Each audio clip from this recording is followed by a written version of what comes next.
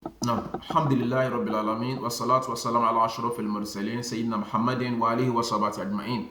Just as we said earlier, that the ruling of Al-Khushoo is Al-Wujub. The Prophet sallallahu alaihi wasallam said in the famous hadith in Tabrani, he said, أول ما يرفع من الناس Al-Khushu. The first thing that will be taken away from the people is what? Al-Khushu. So it means when we observe our salat and there is no khushu on it, then it means somebody is treading on a dangerous path. Now, the scholars made us to understand that measuring this khushu now, anytime you observe salat, you have to measure the degree of your khushu. This is very, very important. That's number one. They say in kanat al-ghafla aqallu min al-khushu. If the heedlessness, when you observe your salat, your heedlessness is what? Is less than the khushu. Is less than your presence, the presence of your heart in the salat. They said, falis alayhi al-ada. You don't even need to repeat the salat. وَإِنْ كَانَ ثَوَابُ تِلْكَ الصَّلَاةِ نَاقِصٌ. Even if the reward of your salat will be reduced. So it means if you observe salat now, like 60%, you concentrated on the salat 60%, but your heedlessness, you are absent-minded for what? For 40%. Your salat is what? Your salat is still valid, is still okay, but you are going to get a reduced reward. You are not going to get your reward. Like we said earlier on the hadith of Prophet Muhammad sallallahu alaihi wasallam, where he said, "Innal abda la yusalli wa la yuktabu lahu illa thuluthuhu rubu'u." So Prophet sallallahu alaihi wasallam said, somebody who observes salat and it will not, the reward of the salat will not be written for him except getting 1/3 of the reward, 1/4, 1/5, 1/6, and Prophet sallallahu alaihi wasallam continued to mention it like that. So that is number one. But the other part is the most dangerous part of it. And what is the most dangerous part? That is in galabat al-ghafla wa tafakkur fi umuri dunya ala halal hudur. So if the absence, your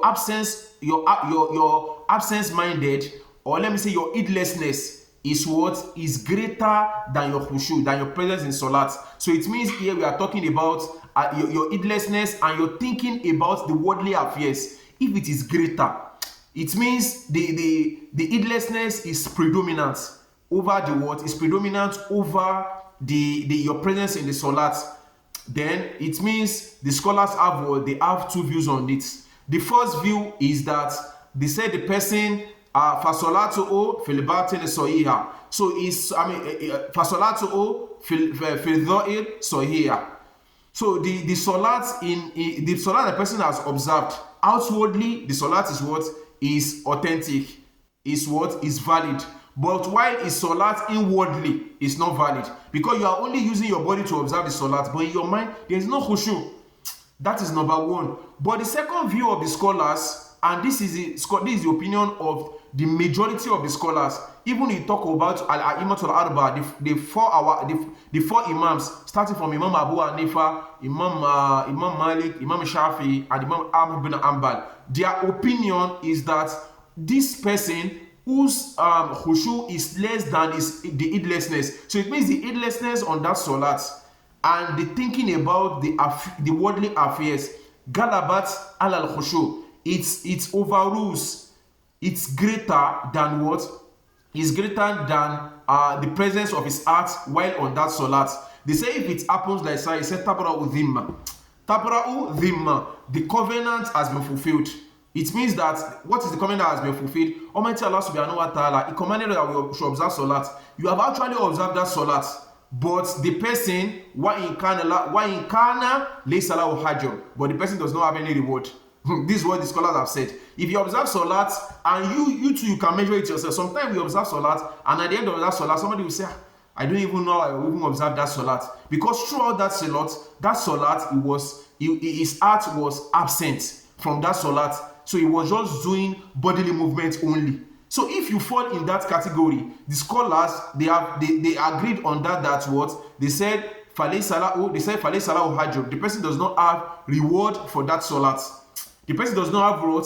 Tabra'u dhimma. You have fulfilled your part as a covenant you owe to Almighty Allah subhanahu wa ta'ala, but your salat is what? You are not going to get any reward from that salat.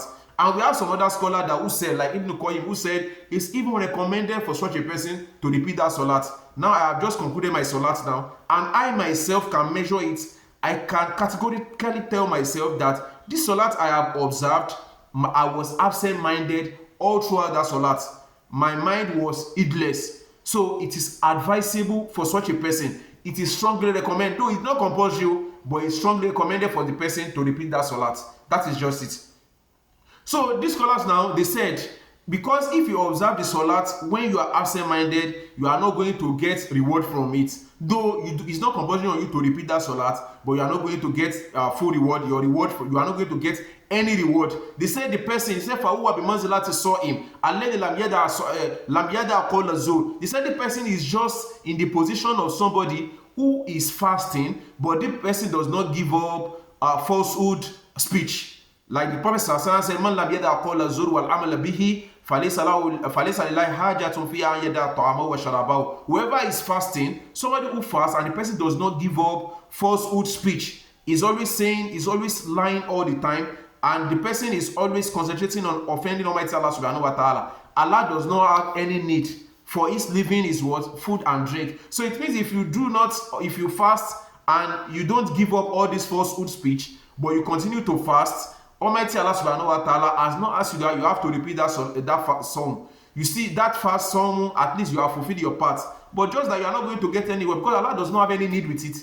Allah does not have any need of that soul, of that soul. So it means if you fast in the month of Ramadan now, and you don't give up falsehood speech, and then Almighty Allah subhanahu wa ta'ala has not asked you to fast it, to repeat the fast, but you are not going to get any word from that. So now somebody stressing himself, you have to wake up 5:30 a.m. in the morning for you to observe Salat to Subuhi. Salat to Zuhr, you do the same thing. You go to the masjid. Asri, you do the same thing. Maghrib, Isha. That's how you stress yourself every day. Just because you want to fulfill Ibra'u Dhimma, you want to fulfill your part, the covenant you owe to Almighty Allah subhanahu wa ta'ala, and at the end of the day, you are not getting any reward. This is very bad. So it means we need to concentrate while observing our salat. So how do we concentrate? Now let's talk about the Khushoo part of it now. So the Khushoo part of it is, if you want to concentrate on the salat, number one is try as much as possible to give up your sins. Any sin that you do commit, because now you want to talk about concentration, you want to have seeking conversation with Almighty Allah subhanahu wa ta'ala whenever you observe your salat. You will not be able to achieve this except by what? Except by giving up your sins. You know where you do offend Almighty Allah subhanahu wa ta'ala. You know how you do commit your sin. Do a lot of istighfar, do a lot of tawbah, and try as much as possible to give up that sin. That is number one. Number two is what? Anytime you get onto your salat, always tell your mind, tell your heart now that now I'm standing before Almighty Allah subhanahu wa ta'ala. I don't want you to wonder about. Only spend your time with your Lord. These 5-10 minutes I'm going to observe salat, I want to concentrate before my Lord, because it is here I observe this salah. Because so many people now is because we do not do what? We do not know Allah. Man kana billahi araf kana minhu akhwa. If you know Allah, you fear Allah. Most of us do not know Allah. If you know Allah, then even you have to think about all the takbirat that you say. Everything that you say, all your wordings in your salat, you have to put your mind in it. Saying Allahu Akbar, Allah is the greatest. You have to mean what you are saying. When you make your ruku, subhana rabbiyal azim wa bihamdihi, you have to think of that meaning. It's very, very important. Ponder over it. When you make your sujood, subhana rabbiyal a'la, all this thing that we did, sami Allahu liman hamida, you have to think deeply on this thing when you are doing it, when you are saying it, not just saying it alone, but thinking about it. It also start from what? Reciting your Surah Al-Fatiha. When we recite our Surah Al-Fatiha, let's try, if you are a ma'mun, or if you are a munfarid, you are observing your salat alone. Whenever you recite your surah, recite it slowly.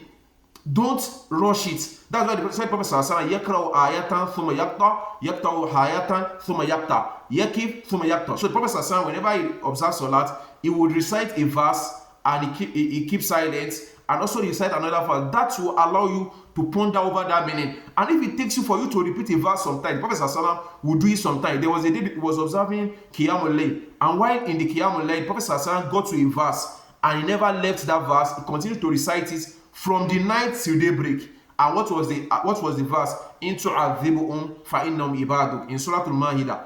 In tu'adhibuhum, oh Allah, if you torment the Christians, fa innahum ibaduk, they are your slaves. Wa in taghfir lahum, and if you decide to what? If you decide to forgive them, fa innaka antal ghafurur rahim, you are the most oft forgiving, you are the most merciful. So you have to ponder over the meaning of what you recite.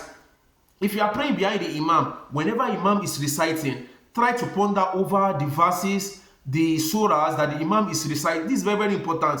The Prophet sallallahu alaihi wasallam, Abu Bakr, whenever he observes Salat, he will cry on the Salat. He will shed tears. He will weep when he observes his Salat. Because of what? Because he would always ponder over the meaning. That's how to attain Khushoo in Salat. This is very important.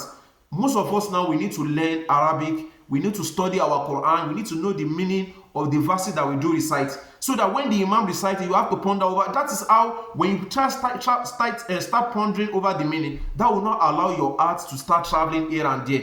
One of the great tabi'in, Sa'id ibn Jubair, he was observing Salat one day. He now got to a verse. And what was the verse? Allah said, وَاتَّقُوا يَوْمًا تُرْجَعُونَ فِيهِ إِلَى اللَّهِ ثُمَّ تُوَفَّى كُلُّ نَفْسٍ مَا كَسَبَتْ وَهُمْ لَا يُظْلَمُونَ. Fear a day when you are going to be returned to Almighty Allah subhanahu wa ta'ala. That's the day of judgment. Allah is reminding us that we should fear that day. He was reciting that verse and he repeated it for about 20 times because he wanted to ponder over the meaning. He wanted to get the full picture of the meaning of that verse. Fear the day. So if you continue to repeat that verse, there is no how you will not fear Almighty Allah subhanahu wa ta'ala. There is no how you will not fear a day when you are going to stand before Almighty Allah subhanahu wa ta'ala. Another thing is, for you to attain Khushoo, you always think that this Salat I'm observing, I may not observe another one after this. It means between Zuhr and Asr, anything can happen. Allah may decide to take my soul. When you are being informed that the Salat you are observing is like your last Salat, then you want to concentrate, you want to give it your utmost. Always have that at the back of your mind as well. Prophet sallallahu alaihi wasallam was observing Salat in the night like that, and he was crying while observing that Salat. He cried until daybreak. When Bilal saw him, Bilal said, "Ya, O Prophet of Allah, Allah has forgiven you all your sins." He said, will I not thank Allah? He now said, Allah has revealed some verses to me this night. Woe betides anybody who recites this verse and the person does not ponder over the meaning. And what are the verse? Allah said, "Walillahi mulku samawati wal ardi wallahu ala kulli shay'in qadir." Inna fi khaliq. Prophet sallallahu was reciting this verse. He was pondering over the meaning. That is Khushoo. Because when you ponder over the meaning of the verses of the Quran, that will make you concentrate on the Salat you are observing. So all the takbirat that we make, all the adhkar we make while on our Salat, even up to our tashahud, let's always put our mind, let's try to study the meaning of all these things. So this will help us to attain our Khushoo. We pray to Almighty Allah that Allah should rectify our fear. We pray to Almighty Allah that Allah should grant us Khushoo in our Salat. Don't let us forget, if you observe Salat and you don't have Khushoo in that Salat, or your Khushoo is less than your heedlessness, then it means that Salat, you are not going to get any reward for it. Though you have tabara'u dhimma, though you have indeed fulfilled your covenant, but you are not going to earn any reward from it. We pray to Almighty Allah that Allah should rectify our fears. Subhanakallah alhamdik, ashhadu an la ilaha illa ant, astaghfiruka wa atubu ilaik. Assalamu alaikum wa rahmatullahi wa barakatuhu.